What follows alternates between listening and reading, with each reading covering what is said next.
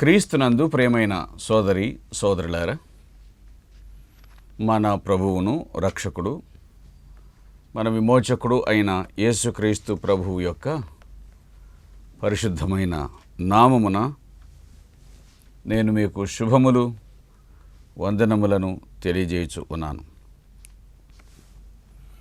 దేవుని వాక్యములో నుండి మనము యూదా పత్రికను ధ్యానం చేస్తూ ఉన్నాము. 17వ వచనం. అయితే ప్రియులారా, అంత్యకాలమునందు తమ భక్తిహీనమైన దురాశల చొప్పున నడుచు పరిహాసకులు ఉందురని మన ప్రభువైన యేసుక్రీస్తు అపోస్తలులు పూర్వమందు మీతో చెప్పిన మాటలను జ్ఞాపకముంచుకొనుడి. యూదా భక్తిహీనులను గూర్చి వ్రాస్తూ ఉన్నాడు. అలాగే తన వలనే భక్తిహీనులను గూర్చి వ్రాసినటువంటి అపోస్తలులను వారిని గూర్చి ప్రస్తావించాడు. యేసుక్రీస్తు అపోస్తలు వారు కూడా ఈ సంగతిని మీతో చెప్పారు కదా అని. పేతురు 2వ పత్రిక 3వ అధ్యాయమునందు 3వ వచనంలో ఇలాగున వ్రాశాడు.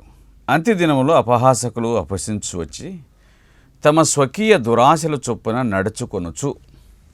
కాబట్టి అంత్యదినములలో అపహాసకులు తమ స్వకీయ దురాశల చొప్పున నడుచుకుంటారు. అంతేగాక వారి నోరు అధికంగా మాట్లాడుతుంది అని ఆ 4వ వచనంలో కూడా వ్రాయబడి ఉంది. బహుశా ఈ మాటలను ఒకవేళ యూదా తన పత్రికలో ప్రస్తావించినట్లుగా ఉన్నాడు.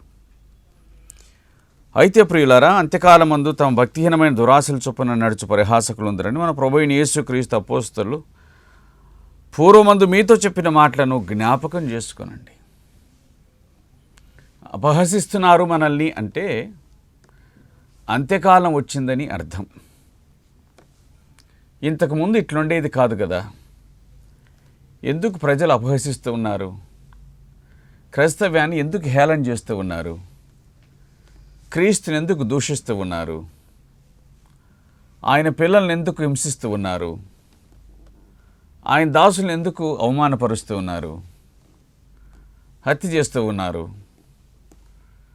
అంటే ఒకే ఒకటి జవాబు. అదేమిటంటే అంత్యదినములలో ఇవన్నీ ఉంటాయి అని ప్రభువు చెప్పాడు. అలాగే ఆయన అపోస్తలులు చెప్పారు. వీటిని బట్టి చూడగా ఇది అంత్యదినములు అని మనకు అర్థమవుతుంది. ఇవి అంత్యదినములు, చివరి దినములు. ఈ దినములలో మనము అపవాది యొక్క తాకిడిని మరింత ఎక్కువగా ఎదుర్కొంటాం. ఎందుకంటే వాడు తనకు సమయం కొంచెమే అని ఎరిగిన వాడై మరింత ఎక్కువగా తీవ్రంగా తన పనిని నెరవేర్చుతాడనే సంగతిని దేవుని వాక్యం జ్ఞాపకం చేస్తూ ఉంది. కాబట్టి అంత్యదినములలో అపహాసకులు వస్తారు, అపహసిస్తారు, మన విశ్వాసాన్ని అపహసిస్తారు, మన ప్రభువును అపహసిస్తారు. ఇంతకుముందు లేరా అని కాదు, ఉన్నారు. కానీ ఇప్పుడు ఇంచుమించుగా అందరు అపహాసకులు అవుతారు. అప్పుడు కొద్దిమంది మాత్రమే ఉంటే ఇప్పుడు అనేక మంది అవుతారు. తరువాతి మాట, అట్టివారు ప్రకృతి సంబంధులు. ఎందుకు అపహసిస్తారు? కారణం ఏంటి అంటే ప్రకృతి సంబంధులు అని అర్థం. ప్రకృతి సంబంధులు. ప్రకృతి సంబంధులు అని అనగా వారు ఈ లోకం మట్టుకు మాత్రమే ఆలోచన చేస్తారు. పరసంబంధమైన ఆలోచన వారికి ఉండదు. వారు ఈ లోకం మట్టుకు మాత్రమే ఆలోచించువారు. పరసంబంధమైన ఆలోచన వారికి ఉండదు. ఇదొక విచారకరమైన సంగతి. పరసంబంధమైన ఆలోచన వారు రాణించుకోరు. ప్రకృతి సంబంధులు. దైవ సంబంధమైన విషయాలు ప్రకృతి మనుషునికి అవి ఎలాగున గోచరమవుతాయి, అర్థమవుతాయి. అవి అర్థం కాదు. కాబట్టి దేవుని వాక్యం మనకు చెప్పే విషయం ఏమిటి అని అంటే, ప్రకృతి సంబంధులు అర్థం కాని సంగతులను అపహాస్యం చేస్తారు అనే విషయాన్ని మనం గుర్తుంచుకోవాలి. పౌలు ఈ సంగతిని గూర్చి కొరింథీయులకు రాస్తూ మొదటి పత్రిక 2వ అధ్యాయంలో ఇలాగున ఆయన అన్నాడు. ఏమన్నాడు అనగా, దేవుడు వాటిని తన ఆత్మ వలన మనకు బయలుపరిచి ఉన్నాడు. దేవుని యొద్ద నుంచి మనం లౌకికాత్మను పొందిన వారం కాదు, ఆయన ఆత్మను పొందిన వారం కాబట్టి ఆ సంగతులు మనకు అర్థమవుతాయి. 14వ వచనంలో, ప్రకృతి సంబంధైన మనుషుడు దేవుని ఆత్మ విషయములను అంగీకరించడు, అవి అతనికి విపరీతంగా కనిపిస్తాయి. ప్రకృతి సంబంధమైన మనుషుడు దైవ సంబంధమైన విషయాలను అంగీకరించడు, అవి అతనికి వెర్రితనంగా కనిపిస్తాయి. నిజమే కదా, ఈ సంగతులు వాస్తవమే కదా. దైవ సంబంధమైన విషయాలు, విశ్వాసము, ప్రేమ, నిరీక్షణ ఇటువంటివన్నీ కూడా ప్రకృతి సంబంధమైన మనిషికి అర్థం కావు. అనేక పర్యాయాలు ఇతరులు మన ప్రేమను చులకనగా చూడడానికి గల కారణం ఏమిటంటే, వారు ప్రకృతి సంబంధులు కాబట్టి. ప్రకృతి సంబంధులు ఏం చేస్తారు? దెబ్బకు దెబ్బ. కానీ ఆత్మ సంబంధులు దెబ్బకు దెబ్బ కాదు, కాబట్టి మనం వారికి చులకన అవుతాం. దీనిని బట్టి ప్రకృతి సంబంధి ఎవరో, ఆత్మ సంబంధి ఎవరో మనం అర్థం చేసుకోవచ్చు. వారు ప్రకృతి సంబంధులు మాత్రమే కాదు, ఆత్మలేని వారు. ఆ మాటకొస్తే ఈ భక్తిహీనులందరూ కూడా ఆత్మలేని వారు అనే విషయాన్ని దేవుని వాక్యం గుర్తు చేస్తుంది. ఈ భక్తిహీనులందరూ కూడా ఆత్మలేనటువంటి వారు, భేదములు కలగజేయవారు. ఇక ఆత్మలేని వాడు ఏమైనా కలగజేస్తాడు. ప్రియులారా, మీరు విశ్వసించు అతి పరిశుద్ధమైన దాని మీద మిమ్మును మీరు కట్టుకొనుచు, పరిశుద్ధమైన దాని మీద మీరు కట్టుకొనొచ్చు అనింది. మీరు విశ్వసించు పరిశుద్ధమైన దాని మీద మిమ్మును మీరు కట్టుకొనొచ్చు అంటే, పరిశుద్ధమైన దాని మీద మిమ్మును మీరు కట్టుకొనొచ్చు, లేక మీ విశ్వాసమును పరిశుద్ధముగా ఉంచుకొనుచు. మిమ్మును మీరు కట్టుకొనొచ్చు, పరిశుద్ధమైన దాని మీద మిమ్మును మీరు కట్టుకొనొచ్చు అనగా, మీరు కూడా పరిశుద్ధులుగా ఉంటూ పరిశుద్ధాత్మలో ప్రార్థన చేయుచు, నిత్య జీవార్థమైన మన ప్రభువు యేసుక్రీస్తు యొక్క కనికరము కొరకు కనిపెట్టుచు. ఏమండి? కట్టుకొనుచు, ప్రార్థన చేయుచు, కనిపెట్టుచు, దేవుని ప్రేమలో నిలుచున్నట్లు కాచుకొని ఉండుడి. దేవుని ప్రేమలో నిలుచుకొని ఉండినట్లు కాచుకొని ఉండండి. దేవుని ప్రేమ అనే మాటను మనం జ్ఞాపకం చేసుకోవాలి. ఈ ప్రేమనే కాదు, పరలోకం నుంచి మన కోసం దిగి వచ్చిన ప్రేమ దేవుని ప్రేమ. దేవుడు లోకమును ఎంతో ప్రేమించెను, ఆయన మన కొరకు తన కుమారుడైన క్రీస్తును లోకానికి పంపించాడు. ఆ ప్రియరక్షకుడు భూమి మీద మన కొరకై ఆయన నిరాడంబరుడుగా జన్మించినాడు. చరిత్రలో నిశ్శబ్దంగా పాదం మోపాడు. ఆర్భాటాలు ఏమి చేయలేదు ఆయన. దేవుని ప్రేమ, దేవుని ప్రేమ. నశించిపోయే మనుషులమైన మన పట్ల దేవుని ప్రేమ ఏమిటి అంటే, మనము నశించిపోకూడదు అన్నటువంటిది దేవుని ప్రేమ. మనం కట్టబడాలి అన్నటువంటిది దేవుని ప్రేమ. మనము నిలిచి ఉండాలి అన్నటువంటిది దేవుని ప్రేమ. మనం భక్తిహీనుల వలె కాకూడదు అన్నటువంటిది దేవుని ప్రేమ. ప్రియులారా, సోదరి సోదరులారా, ఇట్టి ప్రేమను ప్రియ ప్రభు మన పట్ల చూపించగలిగినాడు. ఇట్టి ప్రేమను ఆయన మన మీద కురిపించగలిగినాడు. కనుక ప్రభువైన యేసు క్రీస్తు యొక్క కనికరం కొరకు కనిపెట్టుచు దేవుని ప్రేమలో నిలిచినట్లు కాచుకొని ఉండండి. మీరు కాచుకొని ఉండండి. మంచిది. సందేహపడు వారి మీద కనికరము చూపుడి.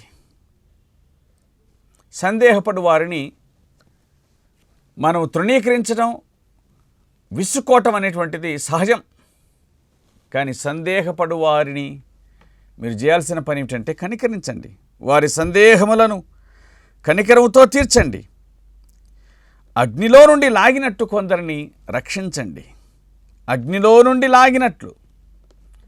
శరీరము కాలిపోయినా ప్రాణం దక్కుతుంది కదా, అవయవలోపం కలిగిన ప్రాణం దక్కుతుంది కదా. అగ్నిలో నుంచి లాగినట్టు అంటే ప్రాణాన్ని కాపాడినట్లు, అలాగున ఆత్మను కాపాడినట్లు కొంతమందిని మీరు రక్షించండి. రక్షించండి. ఇది భౌతికమైనటువంటి రక్షణ కాదు, ఆత్మ సంబంధమైన రక్షణ. ఇప్పటికైనా పర్వాలేదు, వారు ఎట్టి స్థితిలో ఉన్నా వారిని దేవుని వైపు మళ్లించడం, నడిపించడం అన్నటువంటిది కదా ప్రాముఖ్యమైన సంగతి. అట్టి స్థితికి మీరు తీసుకొని రండి అని దేవుడు మనకు ఆజ్ఞాపిస్తున్నట్లుగా రాశాడు యూదా. ప్రియులారా, మంచిది. శరీర సంబంధమైన వారి అపవిత్ర ప్రవర్తనకి ఏమాత్రమును ఒప్పుకొనక దాన్ని అసహించుకొనుచు భయముతో కొందరిని కరుణించండి. దేవునికి స్తోత్రం కలుగునుగాక. శరీర సంబంధమైన వారి అపవిత్ర ప్రవర్తనకు అని ఉంది. శరీర సంబంధమైన వారి అపవిత్ర ప్రవర్తనకు మనము ఎవరిని రక్షణలోనికి నడిపించడానికి ఇష్టపడుతున్నామో వారు శరీర సంబంధమైన అపవిత్ర ప్రవర్తన కలిగిన వారు. దానికి ఏమాత్రమును మనం ఒప్పుకొనక వారిని రక్షించడము మాత్రమే మన పని, కానీ వారి అపవిత్ర ప్రవర్తనలో పాలు పొందుట కాదు. అది మనం గుర్తుంచుకోవాలి. కొందరు ఆయా రకాల ప్రజల మధ్య సేవ చేయడానికని వెళ్ళి వారి అపవిత్రతలోనే కూరుకొని పోయిన వారు ఉన్నారు. అపవిత్రతలోంచి వారిని బయటికి లాగడానికి బదులుగా తామే అపవిత్రులైపోయిన వారు చాలామంది కనిపిస్తారు. ఎందుకండి? అంత శక్తి లేనప్పుడు, అంత సామర్థ్యం లేనప్పుడు, అది ప్రభు అప్పగించని పరిచర్య అయితే దాని జోలికి వెళ్ళటం ఎందుకు? అప్పగించబడిన వారు ఉంటారు, ఆ పని చేయటకు సమర్థులు. కనుక వాక్యం మనకు చెబుతున్న సత్యం ఏమిటి అనంటే, ప్రియులారా, శరీర సంబంధమైన వారి అపవిత్ర ప్రవర్తనకే మాత్రమును ఒప్పుకొనక అపవిత్ర ప్రవర్తనను ఎప్పుడు ఒప్పుకోకండి, దాన్ని అసహించుకొనండి. ఈ మాటలు ఎంత శ్రేష్టమైనవి. అపవిత్ర ప్రవర్తనకు, వారి ప్రవర్తనకు ఒప్పుకోకండి, వారి ప్రవర్తనలో ఏకీభవించకండి, దాన్ని అసహించుకోండి. ఈ మాట సరిపోతుంది. వారి అపవిత్ర ప్రవర్తనను అసహించుకుంటేనే మీరు దానికి ఒప్పుకోరు. వారిని ప్రేమించండి, వారి అపవిత్ర ప్రవర్తనను మాత్రం ఒప్పుకోకండి, అసహించుకోండి. భయముతో కొందరిని కరుణించండి అని ఉంది. ఏ భయం అనంటే, నువ్వేమైనా అపవిత్రుడైపోతావేమో అని జాగ్రత్త పడుతూ, భయపడుతూ, అలాంటి అపవిత్రులు నిత్య నరకమునకు వెళ్తారు కదా అనేటువంటి దయచేత, జాలి చేత వారు అపవిత్రులు కాబట్టి నరకమునకు వెళ్తారనేటువంటి ఆ ఉద్దేశం చేత వారు వెళ్ళకూడదు, అది చాలా భయంకరమైంది అనేటువంటి ఉద్దేశం చేత మీరు వారిని రక్షించండి, కరుణించండి. వారిని కరుణించండి. నేను పడిపోతానేమో అనే భయం ఒకటి, అలాగే వారు నిత్య నరకమునకు వెళ్తారేమో అనే భయం. కాబట్టి ఈ భయము చేత వారిని కరుణించండి అని అన్నాడు. ప్రియులారా, మన ప్రభువు మనల్ని కరుణించినాడు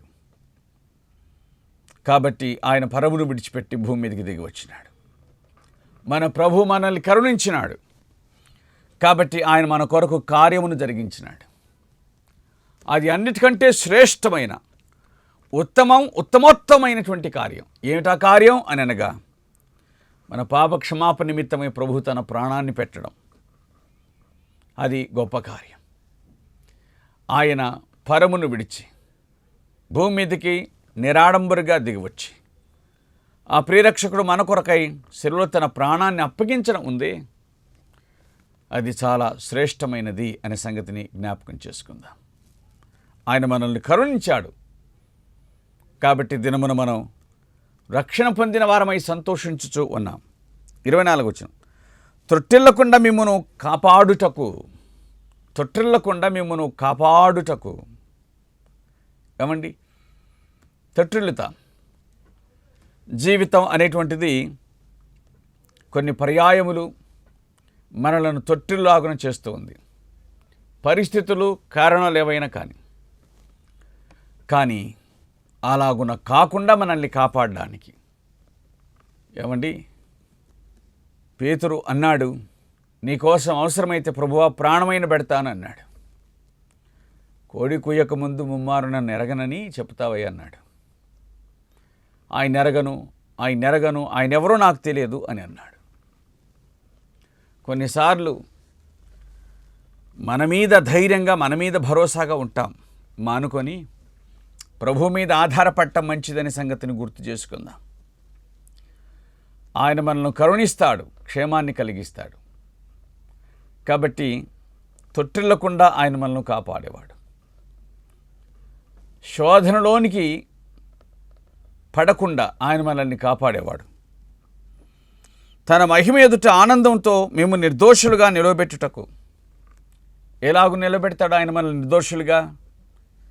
ఎఫెసీ పత్రిక 5:25 నుంచి చెప్పబడిన మాట. దాని కొరకు అనగా సంఘము నిర్దోషముగాను పవిత్రంగాను నిలబెట్టుట కొరకు ఆయన తన్ను తాను అప్పగించుకొనెను అనే మాట వ్రాయబడి ఉంది. ప్రభువైన యేసుక్రీస్తు ఆయన మన కొరకు అనగా సంఘము కొరకు తన్ను తాను అప్పగించుకొనెను. ఆయన కార్చిన పరిశుద్ధమైనటువంటి రక్తము ద్వారా మనకు విమోచన, మనకు పాపక్షమాపణ, మనకు రక్షణ కలుగుతూ ఉంది.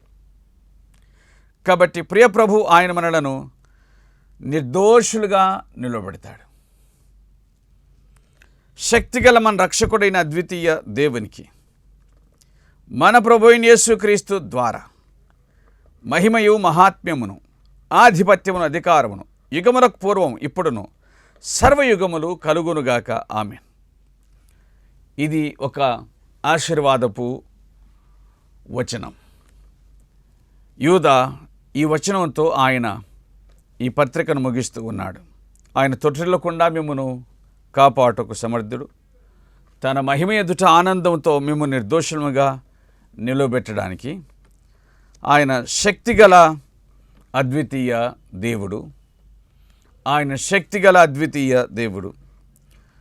మన ప్రభువైన యేసుక్రీస్తు ద్వారా మహిమయు మహాత్మ్యమును ఆధిపత్యమును అధికారము యుగములకు పూర్వం ఇప్పుడును సర్వయుగములు ఆయనకు కలుగునుగాకని. ఆయన నిరంతరము స్తోత్రార్హుడై ఉన్నటువంటి దేవుడు అనే విషయాన్ని దేవుని వాక్యం మనకు జ్ఞాపకం చేస్తుంది. నిజమే, మన ప్రభువైన యేసుక్రీస్తు ద్వారా ఆయనకు మహిమ అనగా ప్రభు యొక్క క్రియల ద్వారా తండ్రి అయిన దేవునికి మహిమ. అలాగే మహాత్మ్యం, ఆయన గొప్పతనం, ఆయన ఆధిపత్యం, ఆయన అధికారం ఇప్పుడు ఎల్లప్పుడూ సర్వయుగములకు ఆయనకు కలుగునుగాక. ప్రపంచం తండ్రిని దేవుని చూడలేదు. యోహాను సువార్త 1:18 ఎవడెప్పుడు దేవుని చూడలేదు కానీ తండ్రి రొమ్మున ఆనుకొని ఉన్న అద్వితీయ కుమారుడే ఆయనను బయలుపరచను. అద్వితీయుడైనటువంటి దేవుడు, అద్వితీయుడైనటువంటి కుమారుడు. లోకం చూడని దేవుణ్ణి యేసుక్రీస్తులో ప్రపంచం దేవుణ్ణి చూసింది. యేసుక్రీస్తు ప్రభు తండ్రి అయిన దేవుణ్ణి ప్రపంచానికి బయలుపరిచాడు. ఎవడెన్నడూ దేవుణ్ణి చూడలేదు కానీ ఆయన ఎవరో, ఆయన లక్షణాలు ఎలాగుంటాయో, ఆ సంగతులన్నీ కూడా యేసుక్రీస్తునందు జనము చూడగలిగినారు. పలుమార్లు నా తండ్రి, నా తండ్రి అని ప్రభు ప్రస్తావించాడు. అలాగున ప్రభు పలుమార్లు నా తండ్రి అని అంటూ ఉండగా ఫిలిప్పు ప్రభు అయిన యేసుక్రీస్తును ఒక కోరిక కోరాడు. అదేమిటి అని అంటే, ప్రభువా మాకు తండ్రిని చూపు అంతే చాలు అని అన్నాడు. యోహాను సువార్త 14వ అధ్యాయం 9వ వచనంలో యేసు ప్రభు ఇలాగన్నాడు, ఫిలిప్పు, నేను ఇంతకాలం మీ యొద్ద ఉండినను నీవు నన్ను ఎరగవా? నన్ను చూచిన వాడు తండ్రిని చూచి ఉన్నాడు. చూచినట్టే కాదు, నన్ను చూచిన వాడు తండ్రిని చూచినట్లే కాదు కాదు కాదు నన్ను చూచిన వాడు తండ్రిని చూచి ఉన్నాడు. నన్ను చూచిన వానికి నేను తండ్రిని చూడలేదే అన్నటువంటి కొరత ఎప్పుడే కానీ ఉండకూడదు. నేనేం మాట్లాడానో అవన్నీ తండ్రి మాటలు. నేనేమై ఉన్నానో అదంతా కూడా తండ్రి అయి ఉన్నాను. నేను నా తండ్రి ఏకమే ఉన్నాం అని యోహాను 10:30 చెప్పినట్లుగా మన ప్రభువైన యేసుక్రీస్తు ఫిలిప్తో మాట్లాడుతూ ఇలాగన్నాడు, ఇంతకాలము నేను మీ మధ్య ఉండినను ఫిలిప్పు, నీవు నన్ను ఎరగవా? నన్ను చూచిన వాడు తండ్రిని చూచి ఉన్నట్లే అని అనక, నన్ను చూచిన వాడు తండ్రిని చూచి ఉన్నాడు అని అన్నాడు. నీకు ఆ అసంతృప్తి వద్దు. నేను ఆయన ఏకం కాబట్టి నన్ను చూస్తే చాలు ఆయనను చూచినట్లే అని అనట్లేదు. నేను నన్ను చూస్తే చాలు నువ్వు ఆయనను చూచి ఉన్నావు అని అన్నాడు. ఇక అప్పటి నుంచి ఫిలిప్ ఏమీ అడగలేదు. ఇంకా తోమా, నా దేవా నా ప్రభువా, నా దేవా నా ప్రభువా. అందువలన ప్రియులారా, లోకం చూడని దేవుణ్ణి ప్రభువైన యేసుక్రీస్తు చూపించగలిగాడు. ఆయన సమస్తంలో కూడా దేవుడు ప్రపంచానికి కనిపించాడు, బయలుపడ్డాడు. ఆనాటి ప్రజలు సంతోషంగా ఆయన మాటలు విన్నారు, స్వీకరించారు, అంగీకరించారు. పరిసయ్యుల్లో కొందరు, యాజకులలో కొందరు, రోమీయులలో కొందరు ఆయనందు విశ్వాసం ఉంచారు. సామాన్య జనుడు ఆయన మాటలు సంతోషంగా విన్నారు. ప్రపంచానికి చేయగలిగిందంతా ప్రియరక్షకుడు చేశాడు. ఆఖరిగా అందరి కొరకు చేయవలసిన కార్యం పాప క్షమాపణ నిమిత్తమై తన ప్రాణం పెట్టుట, దాన్ని కూడా జరిగించి ఆయన ముగించి ఉన్నాడు. ఆయన ద్వారా తండ్రి అయిన దేవునికి యుగ యుగములు మహిమ, ఘనత, ప్రభావం. కాబట్టి మన ప్రభువైన యేసుక్రీస్తు ద్వారా సమస్త మహిమ, ఘనత, ప్రభావములు దేవునికి కలుగునుగాక. దేవుడి మాటలను మన ఇంటిలో దీవించి ఆశీర్వదించునుగాక. ఆమేన్. ప్రార్థన చేద్దాం. సర్వకృపానిధియు, మిక్కిలి కనికరమును, అత్యంత దయ, జాలి కలిగిన పరలోకమందున్న మా ప్రియమైన తండ్రి, పరిశుద్ధమైన, శ్రేష్టమైన, దివ్యమైన, ఘనమైన మీ నామమునకు మా హృదయపూర్వకమైన కృతజ్ఞతాస్తుతులు, స్తోత్రములను మేము చెల్లించుకొనుచు ఉన్నాము. మా జీవితం ఏపాటివి? మేమెంతటి వారము? మేమింతలో కనిపించి అంతలో మాయమైపోయే నీటి ఆవిరితో సమానమైన వారం. మమ్మను కాపాడుతున్నారు అనుక్షణము, అనుదినము. అందుని బట్టి మీ కృతజ్ఞతాస్తుతులు చెల్లిస్తూ ఉన్నాం. మా జీవితాలను ఇంతవరకు కాచిన దేవానికి స్తోత్రాలు చెల్లిస్తూ ఉన్నాం. మరి ఈ సమయమునందు మాకు అందించిన మాటల కొరకు మీకు స్తోత్రాలు. మీ బిడ్డలందరూ మీ వాక్యాన్ని విన్నారో వారందరినీ దర్శించండి. మహిమఘనత ప్రభావాలు మీరు పొందండి. మీ కృప వారికి అనుగ్రహించండి. విశ్వాసముందు బలపరిచి స్థిరపరచండి. విశ్వసించని వారిని జ్ఞాపకం చేసుకుని మీరును మహిమ పొందుమని అడుగుచు మా మనవులు ఆలకించి దీవించుతారని మా ప్రభువును ప్రేరక్షకుడైన యేసుక్రీస్తు యొక్క పరిశుద్ధమైన నామమున ప్రార్థించి వేడుకొనుచున్నాము తండ్రి. ఆమేన్.